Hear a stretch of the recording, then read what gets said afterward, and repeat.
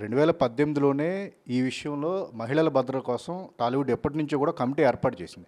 అంటే తాజాగా వచ్చిన హేమ కమిటీని చూపించి మన దగ్గర రావాలి అని చెప్పేసి అంటున్నారు. యాక్చువల్‌గా ఆ కమిటీ రిపోర్ట్ అనేది బయటికి వస్తే ఏమన్నా ఉపయోగకరంగా ఉంటదంటారా సార్? మీ అభిప్రాయం ఏంటి? Sir it is a waste. అంటే ఎందుకు చెప్తున్నానంటే ఇవన్నీ సోషల్ మీడియాకి ఫోకస్ అవ్వటానికి చేస్తారు తప్పితే ఈ సినిమా ఇండస్ట్రీ ఎన్ని సంవత్సరాల క్రితం పుట్టిందండి? ఇలాంటి ఘటనలు ఇలాంటి ఇన్ని ఏమన్నా ఉన్నాయా? ఈరోజు సోషల్ మీడియా వచ్చింది కాబట్టి అవేర్నెస్ వాళ్ళ అవసరాలకు వాడుకుంటున్నారు. ఇదే కమిటీలో ఇప్పుడు వీళ్ళు చెప్తున్నారని నేను ఉన్నా. 5-6 అసలు విశాఖ ఇది అనేది బైలాస్ అన్నీ చేసినప్పుడు నేను వన్ ఆఫ్ ది మెంబర్ దాంట్లో. ఎందుకంటున్నానంటే ఆ రోజు కూడా ఒకటే చెప్పాం, సార్ దీన్ని లోపలనే సమస్యలు ఉంటే సైలెంట్గా హ్యాండిల్ చేయాలి.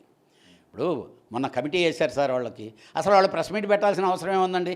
గోప్యంగా దాన్ని విచారించి విక్టమ్కి హెల్ప్ జరగాలి, తప్పు చేసిన వాడికి శిక్ష పడాలి. అసలు ఎందుకు పెట్టారండి ప్రెస్ మీట్? అసలు అంటే పబ్లిక్ చెప్పేదానికే. ఇంకా గోప్యత ఏముంది? అంటే అమ్మాయి పోలీస్ కేసు పెట్టింది కదా, అది మా వద్దకు వచ్చిందని చెప్పి ఏమైనా క్లారిఫికేషన్ ఇచ్చే ప్రయత్నం అనుకోవచ్చు. అంటే ఎందుకంటున్నాను, మీకెందుకు? మీరు పోలీసులు వచ్చి మిమ్మల్ని అడిగారు అనుకోండి, అయ్యా మేము ఇలాగా ఎంక్వైరీ చేసాం, మేము ఇది చేసామని మీరు చెప్పాలి. పబ్లిక్ దేనికంటున్నా?